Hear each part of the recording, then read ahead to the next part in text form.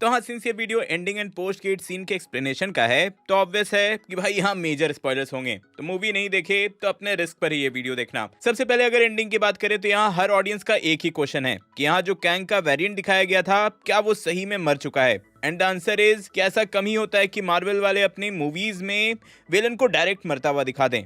मतलब ऑब्वियसली वहां हमेशा कुछ ना कुछ इफेक्ट ऐसा होता है और इवन यहाँ भी कुछ ऐसा ही हुआ है। अगर नोटिस करोगे तो हम यहाँ देखते हैं कि कैंग अपने टाइम चेयर के कोर में श्रिंक हो जाता है। तो हाँ, इन्होंने एक तरह से ओपन एंडिंग छोड़ा है। मार्वल वाले जब चाहे कोई भी लॉजिक देकर इसको वापस ला सकते हैं और नहीं चाहे तो मार भी सकते हैं। डिपेंड्स कि फ्यूचर में इस वेरिएंट का ये लोग यूज करना चाहते हैं या नहीं। वैसे जिस तरह से यहाँ कैंग श्रिंक हुआ था वैसे ही डैरेन भी फर्स्ट एंटमैन की मूवी में क्वांटम रिल्म में श्रिंक होके गया था और वो यहाँ एज मोडॉक रिटर्न भी कर गया। तो अगर इस लॉजिक से देखोगे तो भाई सही में कुछ भी हो सकता है। लेकिन देखो, फर्क भी नहीं पड़ता कि आगे ये कैरेक्टर आएगा या नहीं, क्योंकि कैंग के तो इन्फिनाइट वेरिएंट्स हैं। एक कम ज्यादा भी हो गया तो क्या ही फर्क पड़ेगा। यहीं पर एंडिंग होते होते हम एंटमैन को ये सोचते हुए देखते हैं कि मरने से पहले कैंग ने बोला था कि वो बाहर नहीं गया तो सब कुछ खत्म हो जाएगा, कई लोग मर जाएंगे, कुछ बहुत बुरा होने वाला है। और इसी पे स्कॉट सोचता है कि कहीं उसने कुछ गलत तो नहीं कर दिया। और इसके बाद ही हमें मिलता है पहला पोस्ट क्रेडिट सीन विच प्रूव्स कि हाँ, उसने कुछ मेजर मिस्टेक कर दिया है। इस पोस्ट क्रेडिट सीन में हमें दिखता है काउंसिल ऑफ कैंग्स। टेंशन नहीं लो, सब कुछ डिटेल में बताता हूँ। पहले हमें यहाँ एक बड़ा सा एरिना दिखाया जाता है, स्टेडियम टाइप का, जिसमें कई सारे लोग हैं और इस एरिना के चारों तरफ हमें कैंग के स्टैचू दिखाई देते हैं। यही हमें कैंग के 3 वेरिएंट्स देखने को मिलते हैं। एक तो रामाटोट, कैंग का सबसे पहला वेरिएंट, और फैंटास्टिक फोर का बहुत ही मेजर विलन। आपने मेरी कैंग की ओरिजिन वीडियो देखी होगी तो आप तुरंत इसको पहचान भी गए होगे। अगर शॉर्ट में समझाऊं तो ऐसा समझ लो कि फ्यूचर में जब नथानियल रिचर्ड्स को टाइम मशीन मिली थी तो वहां से वो एंशिएंट इजिप्ट में ट्रैवल किया था, जिसके बाद वो वहां का फेरो रामाटट बन गया और फैंटास्टिक फोर इसके पीछे पड़ गए। तो हाँ, ये भी हो सकता है कि अपकमिंग जो फैंटास्टिक फोर की मूवी आने वाली है उसका मेन विलन रामाटट ही हो। भाई आगे आने वाली कई मूवीज में कैंग के वेरिएंट्स ही मेन विलन होंगे। सेकंड वेरिएंट हम देखते हैं इमोर्टस को। अब जिन्होंने मेरे लोकी के सीरीज का ब्रेकडाउन देखा होगा वो इसे भी पहचान गए होंगे। इवन ही हु रिमेन्स का जो वहां कॉस्ट्यूम यूज किया गया था वो इसी कैरेक्टर से इंस्पायर्ड होकर बनाया गया था। और यहाँ तो अब हमें पूरा कॉमिक एक्यूरेट लुक भी मिल गया है। और देखो, ये जो थर्ड वेरिएंट दिखाया गया है इसका मैं श्योर नहीं हूँ, क्योंकि कॉमिक बुक के किसी भी कैरेक्टर से इसका लुक मैच नहीं हो रहा है।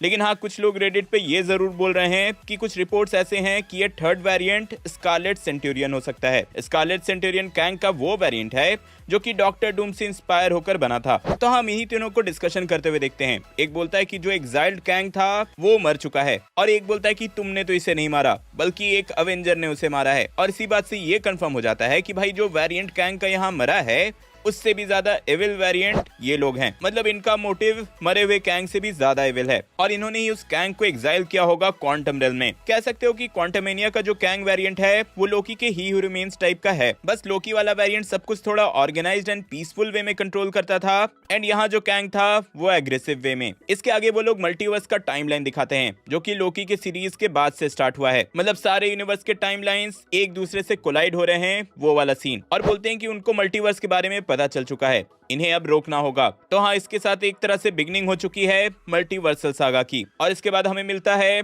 मनी शॉट, जो कि एग्जैक्टली कॉमिक बुक से लिया गया है। यहाँ हम देखते हैं पूरे काउंसिल ऑफ कैंग्स को, जिसमें कैंग के हजारों वेरिएंट्स हैं। इवन यहाँ एक स्क्रल वेरिएंट भी था जो कि मे बी सीक्रेट इन्वेजन की सीरीज में भी दिख जाए। और जिस तरह से सारे वेरिएंट्स वहां पहुंच रहे हैं टेलीपोर्ट होकर, मुझे तो इससे मल्टीवर्स ऑफ मैडनेस में रीड रिचर्ड्स की याद आ गई। और सबको पता ही होगा कि कैंग जो है मतलब नथानियल रिचर्ड्स रीड रिचर्ड्स का ही डिसेंडेंट है। तो इनका सेम टेक का यूज करना मल्टीवर्स ट्रैवल करने के लिए इसका सेंस भी बनता है। अब सोच रहे होगे कि काउंसिल ऑफ कैंग्स क्या है, तो देखो कॉमिक बुक्स में इसकी बहुत बड़ी हिस्ट्री नहीं है। देखो वहां एक बार जब कैंग के सारे वेरिएंट्स एक साथ जमा हुए थे तब उसे ये टाइटल मिला था। इस मेजर मीटिंग को काउंसिल ऑफ कैंग्स बोला गया। इसका लीडर प्राइम कैंग था एंड इमोर्टस ने प्राइम कैंग को बेवकूफ बनाकर सारे वेरिएंट्स को मरवा दिया था। मतलब कॉमिक्स में ये सारे कैंग एक दूसरे के दुश्मन ही थे, बट अभी के लिए मूवी में तो ऐसा नहीं दिखाया गया। बट फॉर श्योर यहाँ भी जितने वेरिएंट्स हैं वो एक दूसरे पे भरोसा नहीं करते एंड कभी भी किसी को धोखा दे सकते हैं। ये बात क्लियरली ही हू रिमेन्स ने लोकी की सीरीज में अच्छे से एस्टैब्लिश कर दिया था कि उसके सारे ही वेरिएंट्स डिफरेंट टाइमलाइंस पे कॉन्कर करना चाहते हैं। चलो अब आते हैं सेकंड पोस्ट क्रेडिट सीन पे, जहां हमें दिखा कैंग का एक और वेरिएंट और साथ ही लोकी एंड मोबियस। ऑब्वियसली यहाँ जो भी दिखाया गया है वो लोकी सीजन 2 को टीज करता है। हमें यहाँ सबसे पहले विक्टर टाइमली नाम का कैरेक्टर दिखाया गया है जो कि क्लियरली कैंग का ही वेरिएंट है। भाई इसको भी जोनाथन मेजर्स ने ही प्ले किया है। इवन देखो कॉमिक बुक्स में भी ये कैंग का ही वेरिएंट था। जब prime Kang multiple universe and timelines को कॉन्कर करते जा रहा था तो एक पॉइंट पर आकर अवेंजर्स ने इसको एक खतरनाक बैटल के साथ टक्कर दी थी, जिसके चलते इसको छुप छुपाकर भागना पड़ा और इसीलिए ये टाइम ट्रैवल करके 1901 में गया और एक नया डिस्गाइज लिया विक्टर टाइमली के नाम से और फ्यूचर के लिए एक मेजर प्लानिंग करने लगा। इसने अपने एडवांस नॉलेज का यूज करके टाइमली इंडस्ट्रीज बनाई, टाइमली नाम की इवन एक सिटी भी बनाई और वहां का मेयर भी बना। शॉर्ट में बोलो तो ये वेरिएंट इसने खुद क्रिएट किया था अपनी आइडेंटिटी छुपाने के लिए। और सिंस इसको लोकी के सीरीज में दिखाया जा रहा है तो फॉर श्योर मॉबियस एंड लोकी मिलकर कैंग के डिफरेंट वेरिएंट्स का पता लगा रहे हैं और क्लियरली यहाँ भी Victor timely as expected time को कंट्रोल करने की ही बात कर रहा है। तो हाँ, कैंग के इस वेरिएंट को मान लो कि ये character one of the main villain होगा लोकी के सीजन 2 का, जिसके स्टोरी का कुछ पार्ट 1901 में होगा। एंड ऑब्वियसली लोकी की सीरीज में कैंग के और भी कई वेरिएंट्स हमें दिखने वाले हैं। तो यार ये था Ant Man and the Wasp Quantumania का ending and post credit scene का एक्सप्लेनेशन।